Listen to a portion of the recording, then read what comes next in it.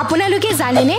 আমাৰ অসমৰ জনপ্ৰিয় সত্ৰীয়া নৃত্যৰ উৎপত্তি কথা আহকচোন তাৰে বিষয়ে জানো আজি সত্ৰীয়া নৃত্যৰ সত্ৰীয়া শব্দটো সত্ৰৰ পৰা আহিছে প্ৰাচীন কালৰে পৰা অসমত নৃত্যকলাৰ প্ৰচলন হৈ আহিছিল প্ৰায় 1500 শতিকাৰ পৰা প্ৰচলিত এই সত্ৰীয়া নৃত্য ধাৰা 1900 শতিকাৰ মাজভাগত বৈষ্ণৱ ধৰ্মীয় সত্ৰসমূহৰ পৰা আধুনিক মঞ্চলৈ ওলাই আহে পৰম্পৰাগতভাৱে সত্ৰসমূহত এই সত্ৰীয়া নৃত্য মাথো ভকতসকলৰ মাজত আবদ্ধ আছিল আৰু 2000 চনত এই সত্ৰীয়া নৃত্য সংগীত নাটক একাডেমীয়ে ভাৰতৰ অন্যতম শাস্ত্ৰীয় নৃত্যৰ মৰ্যাদা প্ৰদান কৰে ইয়াৰ লগতে সত্ৰীয়া নৃত্যক বিভিন্ন ভাগত বিভক্ত কৰা হৈছে সূত্ৰধাৰ অপ্সৰা নৃত্য বেহাৰ নৃত্য চালি নৃত্য দশাৱতাৰ নৃত্য নাদুৰভংগী নৃত্য ঝুমুৰা নৃত্য ৰাস নৃত্য গোসাই প্ৰৱেশ নৃত্য আৰু গোপী প্ৰৱেশ ইত্যাদি এই নৃত্যৰ এটা বৈশিষ্ট্য হৈছে সত্ৰীয়া নৃত্য সাজ-পোছাকযোৰ যিযোৰ দেখাত খুব সুন্দৰ হয় আৰু ইয়াৰ লগতে বিভিন্ন ধৰণৰ অসমীয়া আ-অলংকাৰ পৰিধান কৰা হয় কেৱল ভাৰততে নহয় বিভিন্ন দেশতো সত্ৰীয়া নৃত্য